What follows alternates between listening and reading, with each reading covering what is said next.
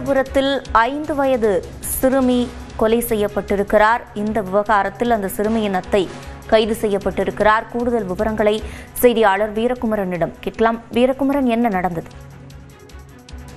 சிவரஞ்சனி, மதுரையைச் சேர்ந்த பாலகணேசன் செல்வி தம்பதியினருக்கு சாய் தீப்தி மற்றும் சாய் நித்திகா என்ற 5 வயது இரட்டை பெண் குழந்தைகள் உள்ளது.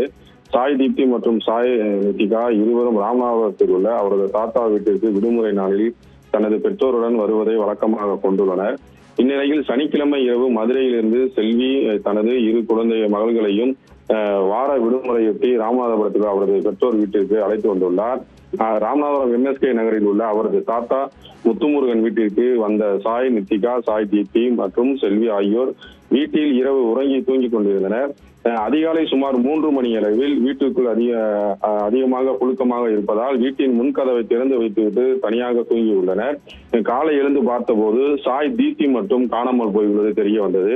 அதிர்ச்சி அடைந்த உறவினர்கள் மற்றும் பெற்றோர் மற்றும் உறவினர்கள் அக்கம் பக்கத்தினர் சுற்றி அந்த பகுதி முழுவதும் சுற்றி தேடி பார்த்த நிலையில் குழந்தை கிடைக்கவில்லை என தெரிய வந்தது. இதனை அடுத்து நகர் காவல் நிலையத்திற்கு தகவல் தெரிவித்ததன் பேரில் சம்பவ இடத்திற்கு வந்த காவல்துறையினர் தொடர்ந்து விசாரணையை மேற்கொண்டனர். அப்போது அருகில் இருக்கக்கூடிய கிணற்றில் குழந்தை இறந்து கிடந்தது தெரிய வந்தது.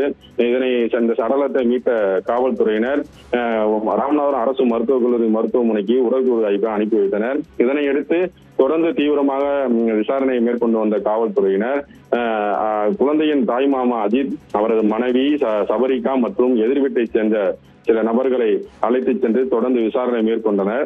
முதற்கட்ட விசாரணையில் சபரிகா தான் அதாவது தாய்மாமன் மனைவி, அதாவது குழந்தையின் அத்தை இந்த சம்பவத்தை செய்திருக்கிறது தெரிய வந்தது.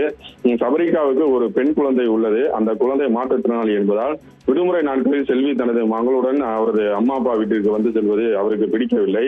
தொடர்ந்து தன் மகளின் குழந்தைகளுக்காக தாத்தா பாட்டி அனைத்தையும் செய்து வந்ததால் பொறாமையில் இது போன்ற சம்பவங்களை செய்ததாக தெரிய வந்துள்ளது. தனது குழந்தைக்கு எந்த ஒரு நலனும் செய்யாத மாமா அத்தையை வெறுப்பின் காரணமாக தனது அத்தையே தமது வீட்டுக்காரின் தங்கையின் குழந்தையை கொலை செய்தது தெரிய வந்துள்ளது. மேலும் அடுத்த மாதம் இந்த 2 குழந்தைகளுக்கும் சாதனை விழா நடைபெற இருந்ததும் அதற்கு தாய்மாமன் சீராக அதிக பணம் நகை செய்ய வேண்டும் என கூறியதன் மன அழுத்தத்தில் இவ்வாறு செய்ததாகவும் முதற்கட்ட விசாரணையில் தெரிய வந்தது. சிவரஞ்சனி, விவரங்களை வழங்கியமைக்கு நன்றி வீரகுமரன். தொடர்ந்து தலைப்புச் செய்திகளை பார்க்கலாம்.